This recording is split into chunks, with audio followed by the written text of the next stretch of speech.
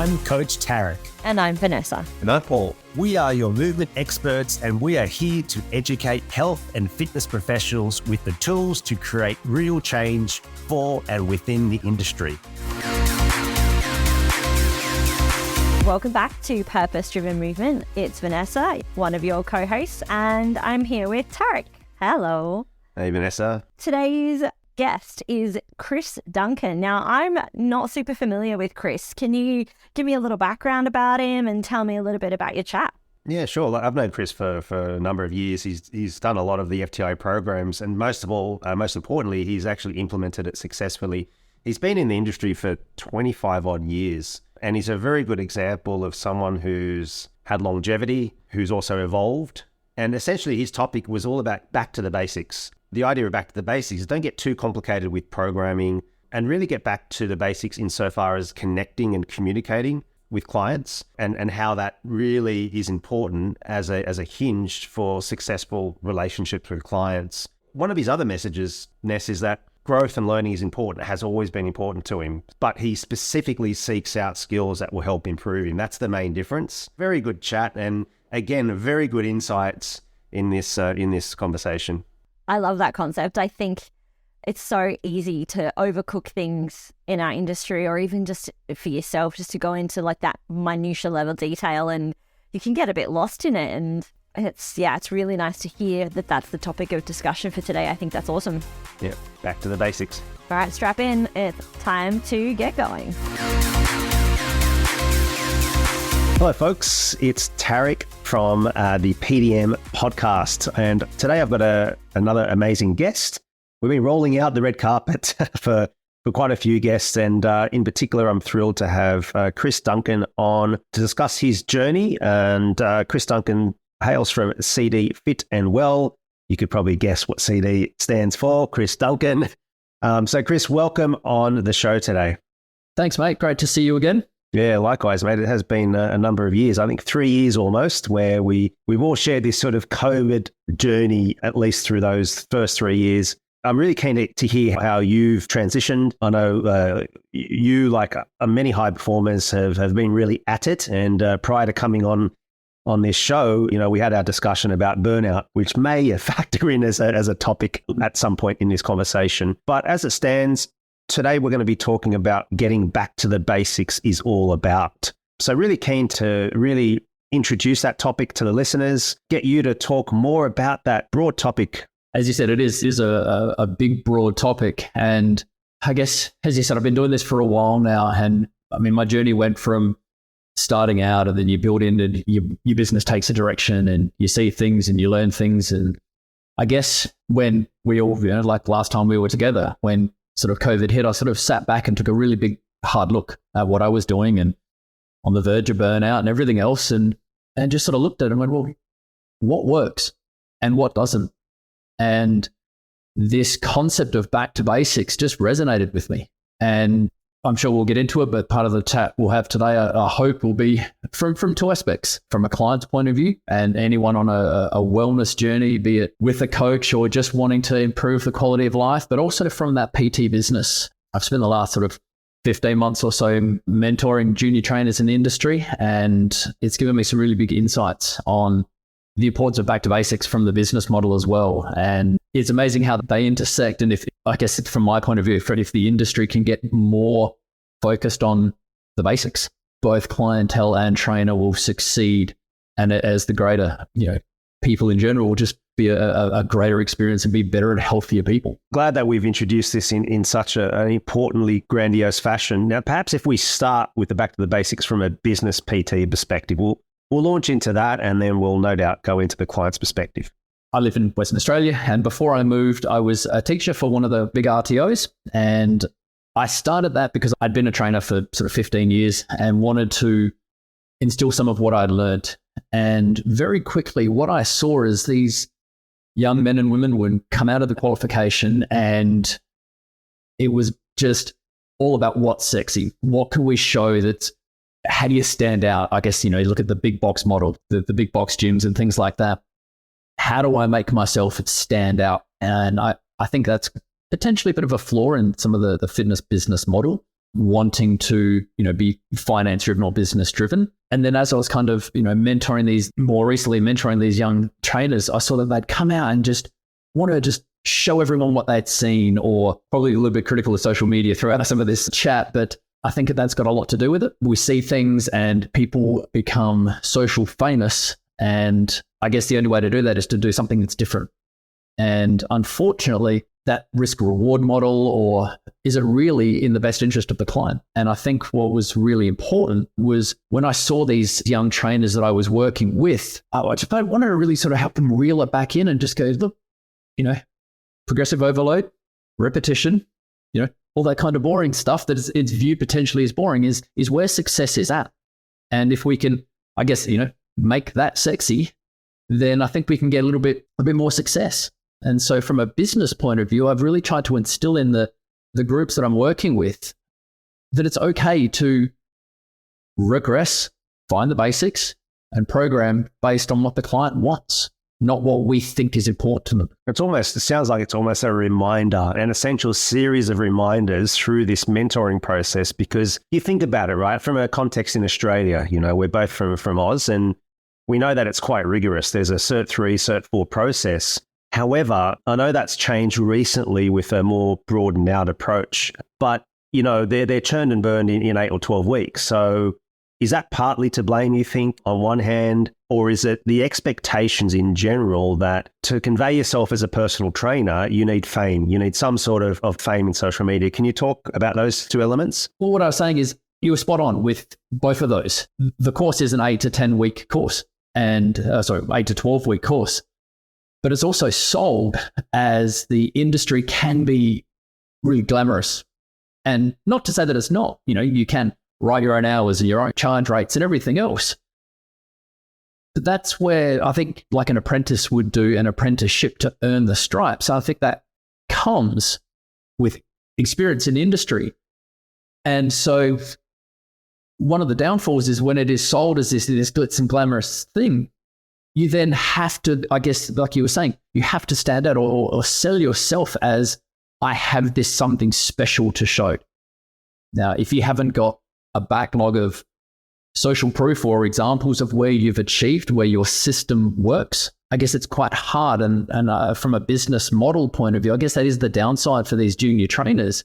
As they come in, they don't have years of experience, lists of qualifications behind them. So they have to find a way to sell themselves. And I guess having a big statement online or doing something that is out of the norm visibly on the floor of a big box gym could actually really have them be seen as different. Yeah, look, I'm writing a couple of notes here. And one thing that I'd like to focus on momentarily is this concept of standing out. So it seems from what you shared there, Chris, that standing out isn't so much a bad thing, but it is coming potentially from the wrong place, from the wrong intention. Can you elaborate on that somewhat? This idea that if we set the right intention, standing out just happens, as opposed to trying to force that image of standing out in potentially the wrong kind of context. Yeah, look, I guess my journey's kind of been in reverse. I started in a hotel, in a resort, 4 or 5 star hotel resort.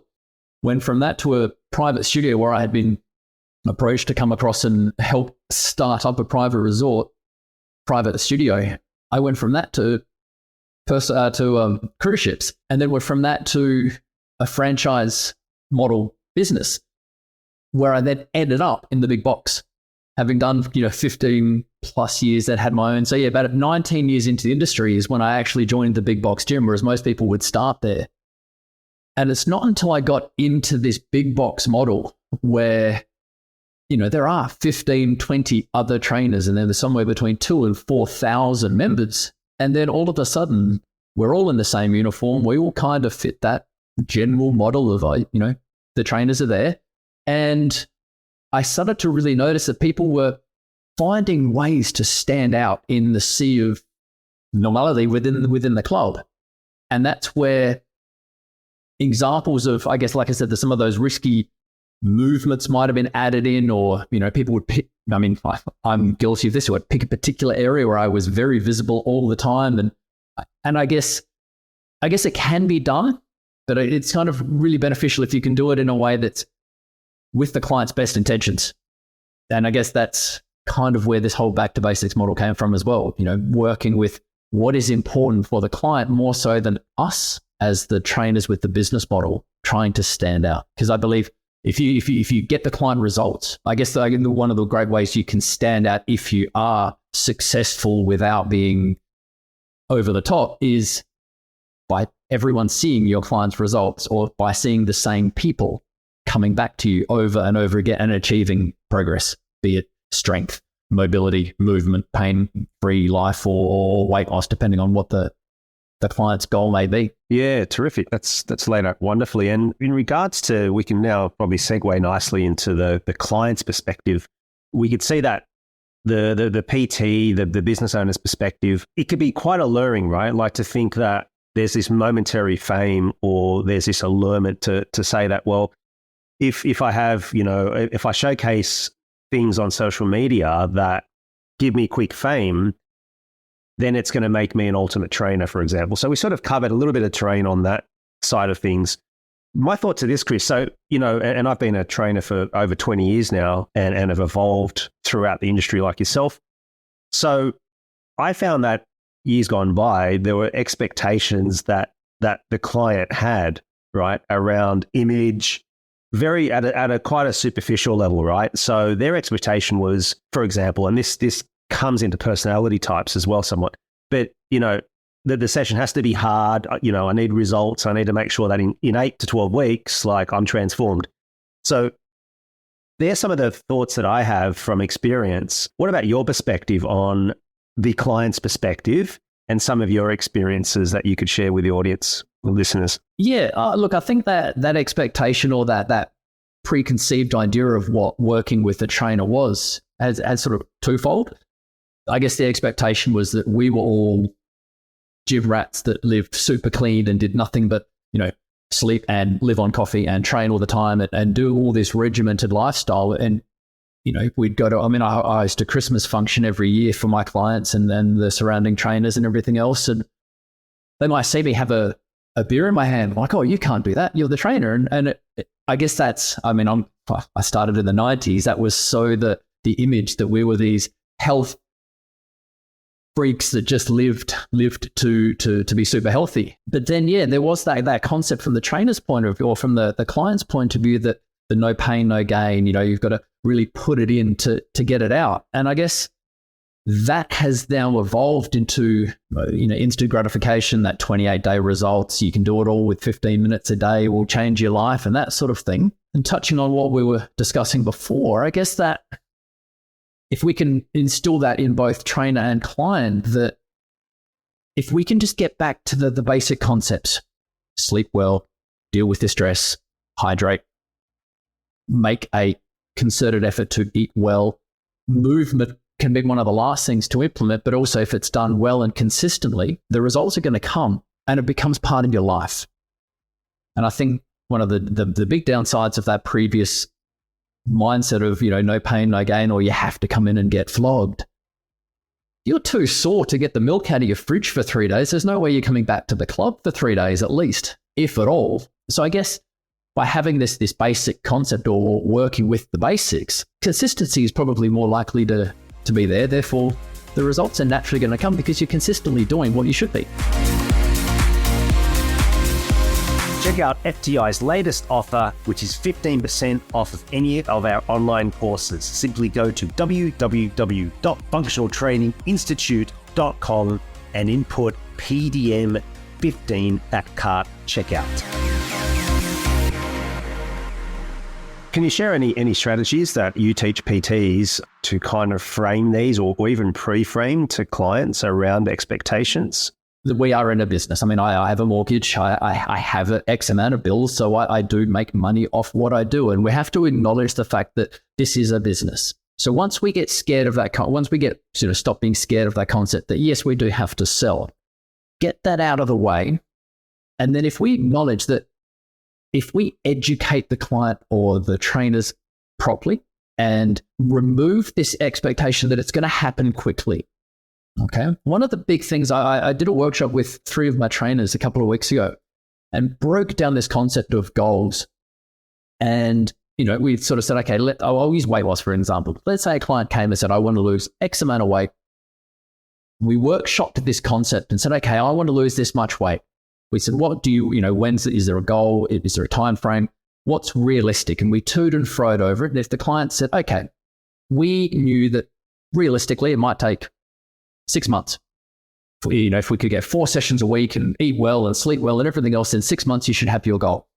But then the client says, well, realistically, I can only commit to 2 sessions a week. Rather than turning to that client and saying, well, you're not going to get your results.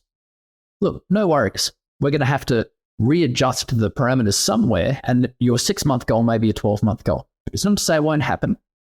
And so for me, one of the things that I'm really trying to instill in the team that I work with is education is where it starts, and that getting rid of that whole promise of quick results. I guess it removes that concept of I'm going to do this until I get to where I want to be, and then I'll go back to the life that I want. Realistically, it should be part of your life forever. I mean, human movement is one of the most spectacular things ever. And we can optimize that, be it no pain, not fatigued, not carrying excess weight, or just, feeling good, whether it be for grandkids or for athletic performance or just to survive a work day, then why does it have to be just for that short time until we achieve that? Like, I guess going back to your question, education is the one thing I lead with. And once we know that, the ability to earn the right of a movement. And I guess that's something I've picked up from the multiple courses I've done through you guys over the years of regression and progression based on if you need to deadlift. If you can't touch your knees or past your shins, you're not deadlifting. Or if you can't activate your glutes or your hamstrings are tired or whatever it might be, yes, deadlift will get you to your goal, but prior to deadlifting, there's 12 weeks of movement. Then there's some foundational strength. Then there's some, for symmetry. Then all those sort of things. And what I've really tried to instill in the team, that's what we need to work on first. So education first, both to the team and also to the clients, but then earn the right to progress. And there's nothing wrong with staying on the basics. I've been working with a coach. We were talking before about burnout. I've been working with a coach for probably 10 months now. Post-COVID, or post-lockdowns and everything else, I went pretty deep into business and didn't really look after myself and got a little bit chubbier than I would have liked to and had some injuries and everything else. And I hired a coach and we went through the basics. And for nearly 8 months, he didn't change anything nutritionally or within my program other than minor tweaks of progression. And he basically said, look, when it stops working, then we'll change. And it's just another layer into why I really enforce this back to basics, because we didn't do anything fancy. I've used that as the example with my team, that it's okay if it's still working and still getting results. That concept of you can repeat a periodized cycle again, just run it through again. And if the client knows why they're doing it, again, from the education side of it, has been laid out for them, they're happy because they're not living with pain. They're moving better, they're stronger, or they're actually getting the result they want based on the goals that they've told you they want to achieve. You've touched on an important element here, Chris, which is the concept of coaching, of conveying movement to a client. You insinuated within that, so I'm not going to be mincing words here, but you insinuated that it's really to do with not necessarily novelty, like always variety and changing up, or thinking you need to always progress, that you alluded to, that concept of earning the right.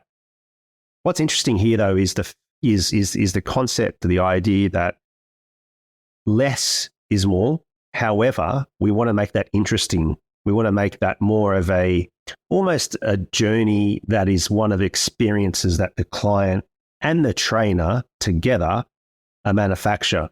So can you tell me, does that play an important part in how you mentor coaches to approach this back to the basics, that you don't need to always add more and more because, you've seen something on Instagram, or, the idea of patience, that micro progressions are far better than simply, trying to get someone to do a handstand because it looks cool, for example, right? I think that's an important point to just touch on now. Can you talk more to that point, that idea that you discussed, which is you don't have to have, you can have a program that is only slightly changed. I mean, you talked about your experience of 8 to 9 months of, so how does the trainer sell that to a client, right? Like the trainers come out of college and in their head, they're going, no, I have to change the program every week, if not every session for that matter. Yeah, it's that whole shock the body into results. I think people buy, now this is not just in our industry, but people buy in general if they believe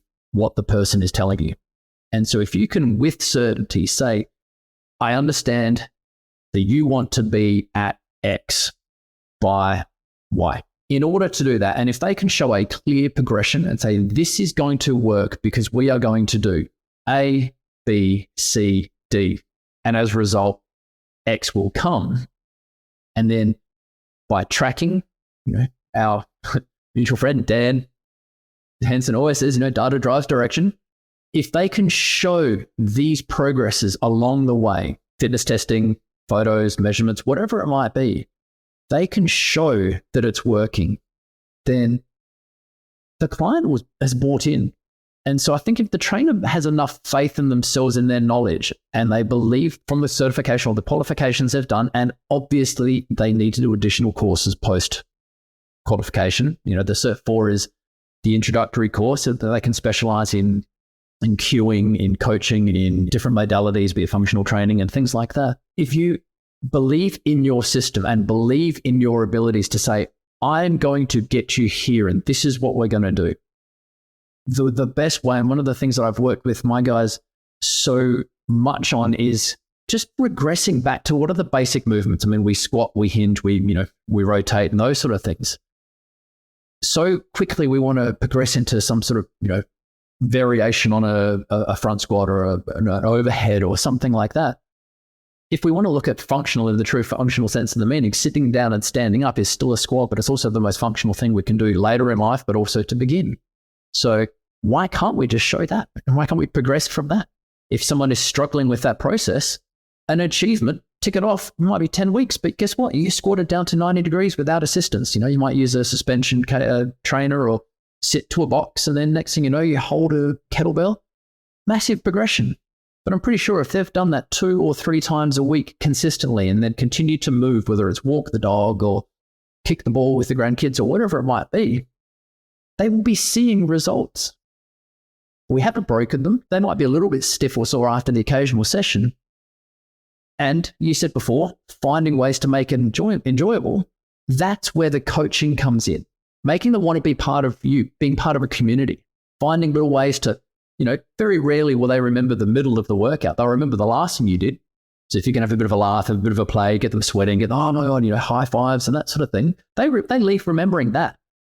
If you walk in and go, hey, Sally, how did that job interview go? Or did your child do whatever at the concert? If you remember those things, that good coach aspect, they're in. That's where you can get past the potential boredom of repetitive workouts by having the community, making it fun and enjoyable, having something that they'll remember, the 2 goods, the start and the end, and then, celebrate the wins by tracking their progress. Let's touch on that community. I mean, if anything's back to the basics, it's community, right? Like if we've learned something during and post-COVID it's the importance of community, yeah? I shifted here to Thailand and community was so important. We had a group and we still do, and it's not being alone. And so the group doesn't have to be very tribal, in a sense that it's us versus them, right? And this is the other topic that we could certainly touch on in another conversation is this whole negativity of us versus them. The example I use is I had Pro Energy Fitness, a decade ago. Ray still runs that, brilliant gym, and he's coached by Dan, which is a wise move. And what we found, Chris, was that it was group classes. So we'd have them come in, and again, it wasn't like our classes were radically different. We had 3 different types of themes, but they were varied. But it was the community, it was the coaching culture that really became so powerful. We'd have our members just meet up for dinners and organizing it on their own behalf. So it didn't require myself or Ray or any of the primal team to interject and say, hey, we had it rostered. We got a catch up event, social event, doing whitewater rafting, rock climbing, whatever it was, right? but they'd go and organize other events. And I still get a tingle sharing that, because I just found that sense of community was so powerful that it became not just a connection between the coach and the client, but the client and the clients they forged these friendships that still last today. And I think that's important. I wanted to just really interject and share that story of, if anything, back to the basics is community. The coaching role isn't all about us blowing smoke up someone for achieving something. I do groups as well. I work with a lot of semi-private sort of training model. When the other members of the team go, hey, Tracy, wow, you look great. If you lost some weight, or wow, look how much you're lifting. Oh, I hope to do that soon. And, you pair them up, or they lift together. And I've just come off a 10-day vacation. I have a Facebook group where we all chat and everything else. And multiple times while I was away, hey, look, Chris isn't here. Thursday crew, are we still going to get together? And I left a locker full of, massage balls and bands and everything for them to have while I was away. I know that they got together, and I use an online training platform, so they had some workouts set for them, but they got together and trained together, even without coach there. I just think that's so fantastic. And, as you said, people make plans outside of that. The friendships that I've seen blossom from within my groups, both professionally, we share business within our group. So if someone's got a small business or a side hustle, or if someone's looking for something, we absolutely refer that. But also these social groups, that are able to share together and then are achieving together. It is, to me, there's nothing better. Yeah, I think it's a healthy sign of motivation, of really intrinsic motivation. When a coach and his or her coaching practice has got to that level, it's not coincidence, right? It's a number of things coming together, right? And so to me, that's a true sign of intrinsic motivation, but not for oneself only. So that self-organization element is really crucial, but it becomes an interdependent type approach. And I think that type of almost breeding of emotional intelligence, which is a byproduct of what we teach called movement, right? Which adds another dimension to what we do. And that's, I think, sometimes forgotten, is this emotional intelligence aspect of how you communicate with your clients. You've touched on the concept of being almost organic, right? It's not forced. There's some structure. I always use the term you can flex and flow. Is that part, though? I'm playing a bit of devil's advocate here, but from listening in, is that your approach? I mean, you talked about meeting up with your team and discussing, an incredible concept. It's so simple, but yet so profound, on weight loss. And I think that is, to me, showcasing autonomy. It's showcasing interdependency. Not just you as the leader saying, no, this is our approach. It's one-dimensional. I've thrown a lot out there for you, but does that resonate? And can you maybe share a little bit more on that? Look, I guess one of the things, the reason I first started getting into teaching back in the day was not coaching, but teaching certificate 4, was I wanted to instill some knowledge. And I've always been a big believer when I would stand in front of the students and go, look, I have been doing this for 15 years. I've had and lost businesses. I've done a lot of good and I've learned from the bad. But I believe I go in with the concept of I don't know it, or I don't know everything. And if I can, I ran that workshop for my team. But it's the first thing that I do is I throw it and go, what do you think, before I give an answer? We have a weekly, as a team, catch up, and we share wins and losses. And someone will ask a question, and whilst I'll straight go, I think I know what I would do, I throw it out there first. And what I'm loving within my training group now, my client group, is someone who's been with me for 3+ years. The majority of my clients are all pre-COVID anyway. So I've had them for that long that we are just so tired. I had a client's wedding yesterday. I go to weddings, I go to family events. I know kids from when they were primary school, and they come in and go, oh my God, look, such and such just graduated from school, and I'm part of lives. But I've had these clients that know the movements, and they've had the basics instilled in them, that if I'm off coaching someone and someone asks a question, some of my team or some of the other clients will just go, oh, no, tuck your bum in this, squeeze through here. And they'll show something that I hear in the background. They'll go, I remember when Chris told me to do this. And not that they should be coaching, but it makes me feel so happy that they've remembered a stupid cue that I've come up with, or a stupid name that I've given a movement. in the training platform, it'll be called something or other. Go, oh, but Chris called it the bung lift or whatever it is. And that to me, I love. And I think that's grows in that community, and it grows in that consistency of just having everyone there. Yeah, that's so good. So good. Thank you for sharing that, mate. And if I'm going to ask you a question here, quite a deep one. If you could change one thing in the industry, what would that be? For me, I'm big on knowledge, and I would want people to look at, like we said before, look at the results or the seeking of results, not as a 28-day challenge or a short term. I've been in the background working on this program, which hopefully will be launched sort of towards the end of this year, that is actually it's a year-long program. And instead of just going, hey, in 28 days, we're going to change this, it's really working around. I know your education program has pillars. It's based on a concept of pillars. And I have a very similar, it's sort of like what I look at as the hierarchy of wellness or the hierarchy of health, where whilst movement's important, we look at, sleeping and stress, because if they're not in control, it's very difficult to address the other things. So I guess for me, the big thing is I want the industry, or I want people to stop trying to fix everything immediately and not put an automatic, it must be done by here. I want a six-pack by summer. Cool. Is that 23 or 24? Let's aim for September 24 or through the summer of 2024. Because in order to do that, we need to address the pain. We need to get you sleeping right. We need to hydrate.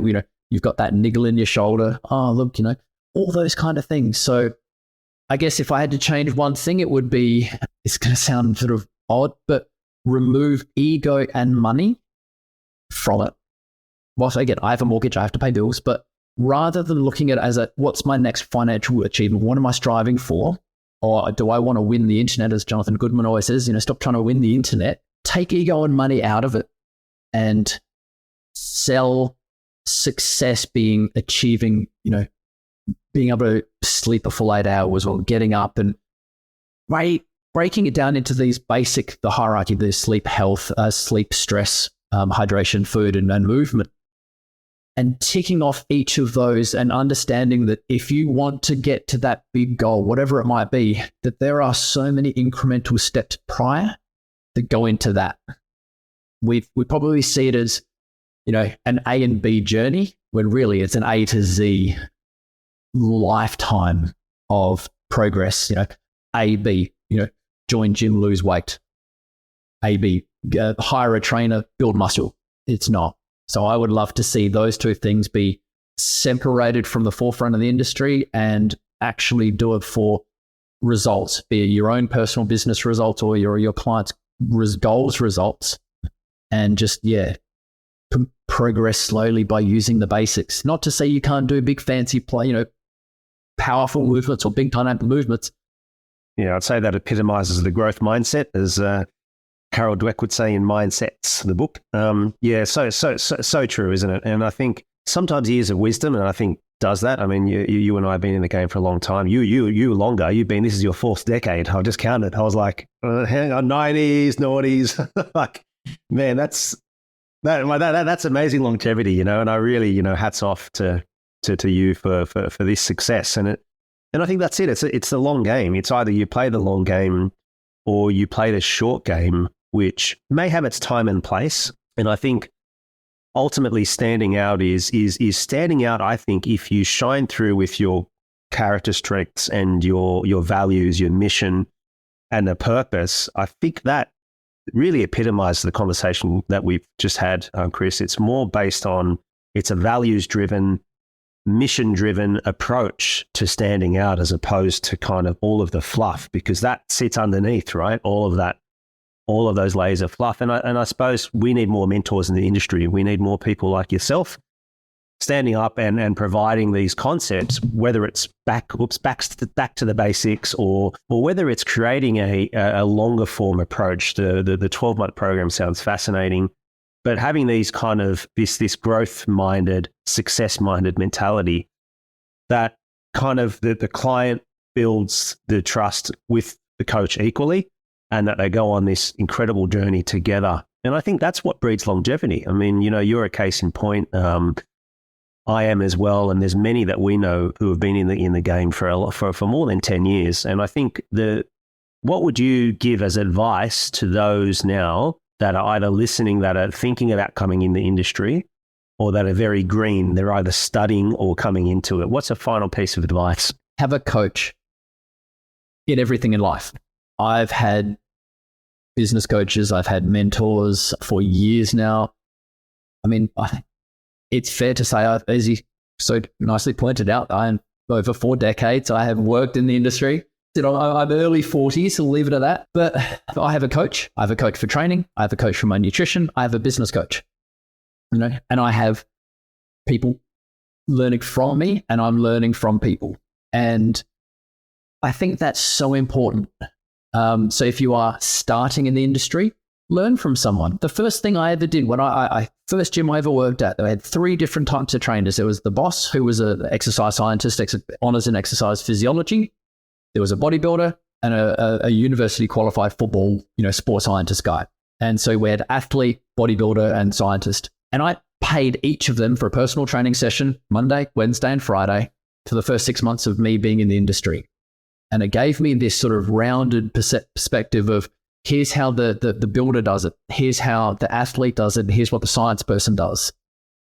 And then obviously as I got further in, I did courses. I mean, I've done so many courses through you guys and other additional certifications, and then progressing into business coaching and financial coaching, and then having people working under my model. You learn from both. And I think unless you're continuously learning, you just get stagnant. And that's both within this industry, but everywhere. Your mind will get stagnant. So I think that the biggest piece of advice is have a coach, have someone to learn from. And if you can't afford that, there are so many resources available to us, be it podcasts, audiobooks, YouTube, all these things.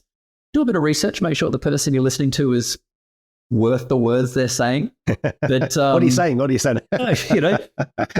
There are some cornflake box gurus out there. But I think, look, get a coach. Yeah, I like that idea that you espouse there. In your position and point in career, your people are learning from you, but you're still learning from others. I think that really epitomizes the greatness of a coach, that a coach never stays stagnant, is always learning in some way, shape or form.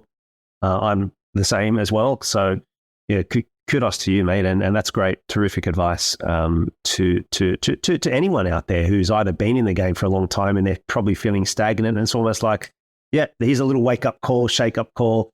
But for those who are very green, they're coming into the industry, take heart. Like there are so many good people out there. And I like that bit of advice, which I did when I first entered the gym I entered the gym when I was 16, but 19, I was taking football seriously. I sought out two of the best trainers there, and they trained me for about 6 months or thereabouts. And they became quite good friends too. So yeah, learn on the ground, learn in the books, but apply that knowledge. And you've talked about the importance of education and being a pragmatist about it, not just because it's interesting stuff, but it can be applied. I was talking about, I did a workshop with a colleague a couple of weeks ago, and he gave that concept of having a coach. He put it in a way that I never heard before. We were presenting to one of the RTOs, and he said, hands up who here has a personal trainer. And I think of the room that had sort of 15 people in it, 2 or 3 put their hand up, and he said, so you don't believe in what you do? And the shock of them, oh, of course we do. We're going to be trainers. He said, so then why don't you pay for one? Well, how do you expect someone to pay for your service if you don't have a coach of your own? And I believe, we need to learn from everyone.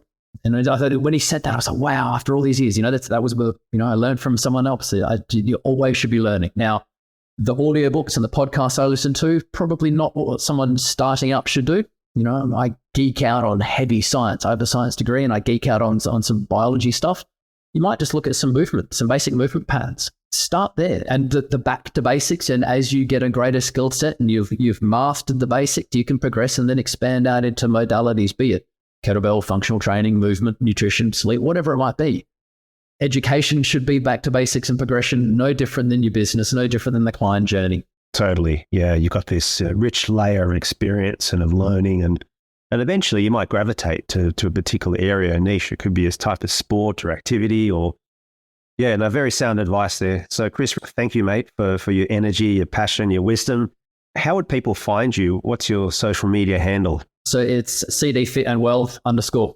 It's not something I do a lot. To be honest, I don't even know the last time. I don't think I've posted on social media this year or even last year. They can absolutely find me there. But yeah, if we can maybe share an email or a phone number, I'm happy. Look, I'm so happy to be reached by everyone. Well, no doubt we'll have all of the info in the show notes of Chris and his email address and how to find him. But once again, thank you for those who listened in and who've got really a lot out of this. And again, we'll summarize this in the show notes and in a blog as well.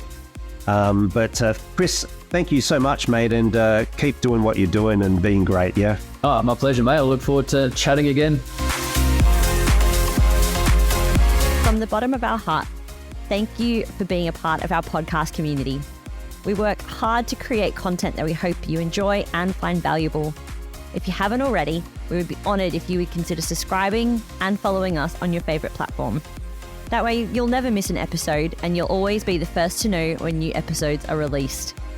We truly appreciate your support and we can't wait to continue to grow and connect with you through our podcast.